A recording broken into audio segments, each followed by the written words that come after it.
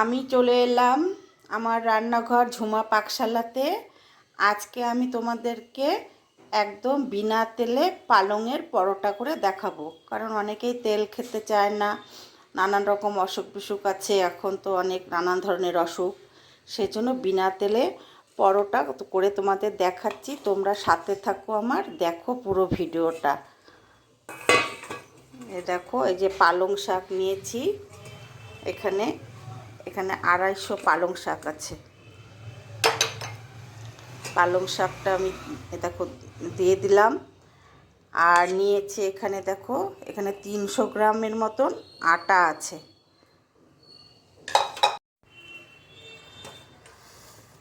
আর এখানে ময়দা আছে তোমার এই 150 গ্রামের মতন ময়দাটা আমি নিয়েছি, এই যে দিয়ে দিলাম। পনির দেখো, এখানেও 150 গ্রাম পনির আমি গ্রেট করে রেখেছি, এই পনিরগুলো আমি দিয়ে দিলাম। দিয়ে এবার এই যে 1 ইঞ্চির মতন আদা আমি থেতো করে রেখেছি, এই যে দিয়ে দিলাম। আর দিয়ে দিচ্ছি তোমার 1 চামচ সাদা জিরে, গোটা সাদা জিরে। আর দেব এই যে ছোট্ট 1 চামচের জোয়ানটা দিয়ে দিয়েছি। লঙ্কা এই 1/2 চামচের মতন দেখো হিঙের গুঁড়োটা আমি দিয়ে দিলাম। আর দিয়ে দিচ্ছি যে লঙ্কা আমি পেস্ট করে নিয়েছি, কাঁচা লঙ্কা, সেটা দিয়ে দিলাম। পেস্ট করে দিলে ভালো হয়, কুচিও দেওয়া যায়, তা আমি পেস্ট করে দিয়েছি। আর দেব স্বাদ মতো নুন, এই যে নুন দিয়ে দিলাম। আর স্বাদ অনুসারে চিনি দিতে হবে, চিনিটা আরেকটু লাগবে, পরোটা তো তাই আরেকটু চিনি দিতে লাগবে। আর দেব এ দেখো গরম মশলা। এবারে আমি সব কিছু ভালো করে মিশিয়ে নেব। দেখো আমার সব কিছু একদম ভালো করে মেশানো হয়ে গেছে। যে আমি উষ্ণ গরম জল করে নিয়েছি, এই উষ্ণ গরম জল দিয়ে এবারে আমি মেখে নেব।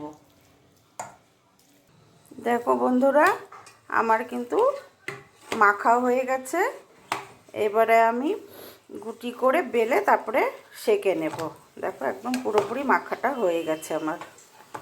ছোটো করে, মানে একদম ছোট না, মিডিয়াম সাইজ করে, এই যে পরোটা তো তার জন্য একদম ছোট করা যাবে না, এরকম সাইজ করে লেচি কেটে নিলাম। এবার একটু হাতের সাহায্যে গোল গোল করে নিচ্ছি, করে নিয়ে আমি এবার একটু এই যে আটা দিয়ে বেলে নেব।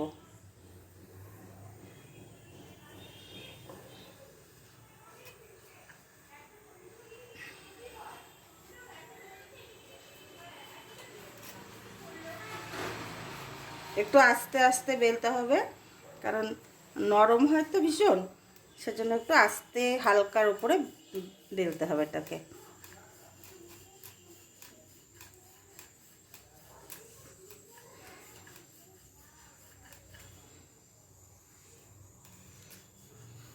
দেখো আমার কিন্তু বেলা হয়ে গেছে, বেলা হয়ে গেছে। এবার একটু ঝাড়া দিয়ে তারপরে আটাগুলো পড়ে যাবে। তারপরে দেখো আমি ফ্রাই প্যান বসিয়েছি, ফ্রাই প্যানটা গরমও হয়েছে। এবারে আমি ফ্রাই প্যানে দিয়ে দিলাম, তেল দেব না।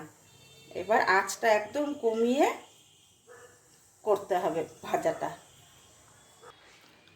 এবারে আমি উল্টে দিচ্ছি,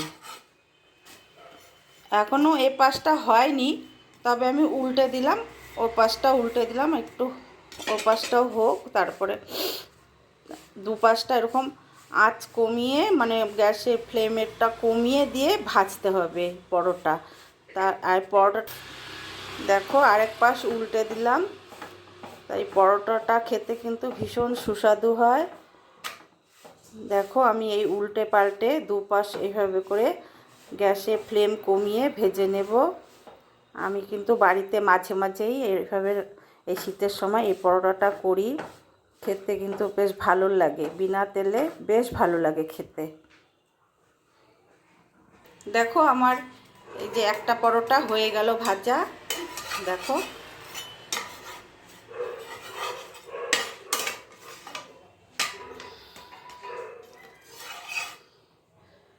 থালাটার মধ্যে রেখে রেখে দিচ্ছি। দেখো আমার বিনা তেলে পরোটা কিন্তু একদম রেডি। তোমাদের কেমন লাগলো আমাকে লাইক কমেন্ট করে জানাবে, আর ভালো লাগলে শেয়ার করবে। তোমরাও এভাবে তৈরি করে খাবে, ঠিক আছে? এই দেখো কতটা নরম, এই দেখো একদম নরম, এই তো গরম গরম, দেখো খুব নরম আর টেস্টি হয় খেতে।